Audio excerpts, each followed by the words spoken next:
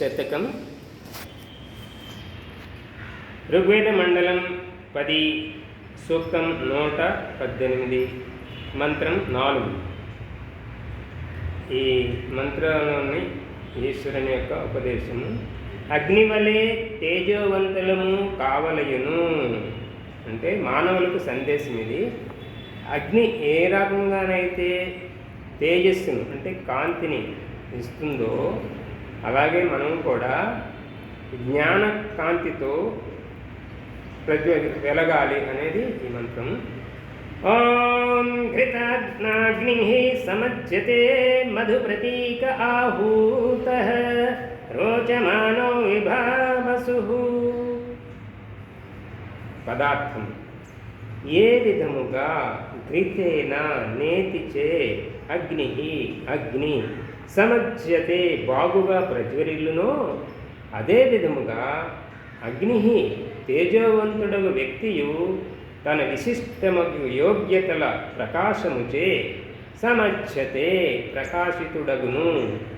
మధు ప్రతీక అగ్ని ఏ విధముగా జ్వాలలను అవయవములలో మధు తేజము తాపము చే కూడి ఉండునో ఆ విధముగానే విద్వాంసుడు కూడా మధు ప్రతీక మధుర వచనములు నోట పలుకువాడు కావలయను. అతడు ఆహూతులు వేయబడిన అగ్నివలే గురువు ద్వారా విద్యలను ఉపదేశమును పడసి రోచమాన ప్రకాశితుడై అందరికీ ప్రియమనొచ్చువాడై విభావసు దీప్తి కాంతివంతమగు అగ్నివలే విశేష సామర్థ్యము గల వాడు కావలయను.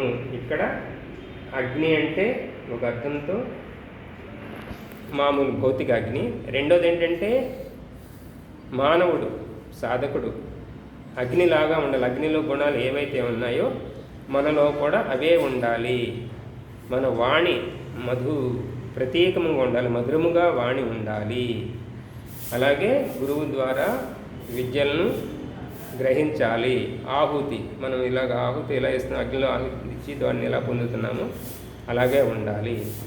అలాగే అగ్నిలో తేజస్సు ఏదైతే ఉందో మనలో కూడా అంతటి గొప్ప తేజస్సు మనలో రావాలంటే యోగ సాధనతో ఆ తేజస్సును పొందాలి.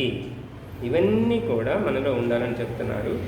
నెయ్యి, ఓషధులు మున్నగు హోమ ద్రవ్యములు అగ్నిలో ఆహుతిగా వేయబడటం వల్ల అది ప్రజ్వరిల్లి అగ్ని వలె మనుష్యులు ఎలా ప్రజ్వరిల్లుతుందో అదే విధముగా మనుష్యులు కూడా మాతా పిత ఆచార్యులచే ఉత్తమ గుణములు బడచి తేజోవంతులై మధురముగా ఉపదేశించును. అందరికీ హితము శిక్షను చేకూర్చవలెను. అది మానవుడు బాల్యంలో తల్లిదండ్రుల నుంచి మంచి అంటే నైతిక శిక్షణ పొంది ఉత్తమ గుణములతో తేజవంతులు కావాలి. అలాగే ఆ తర్వాత గురుకులాలకు వెళ్ళి ఆచార్యుల వద్ద ఉత్తమ జ్ఞానాన్ని పొంది ఉత్తమ గుణములు కలిగి తేజవంతులై ఉండాలి. అలాగే వారి తర్వాత సమాజానికి కూడా అటువంటి హితము అటువంటి శిక్షణను సమాజానికి ఇవ్వాలనేది ఈ మంత్రం యొక్క సందేశం. ఓ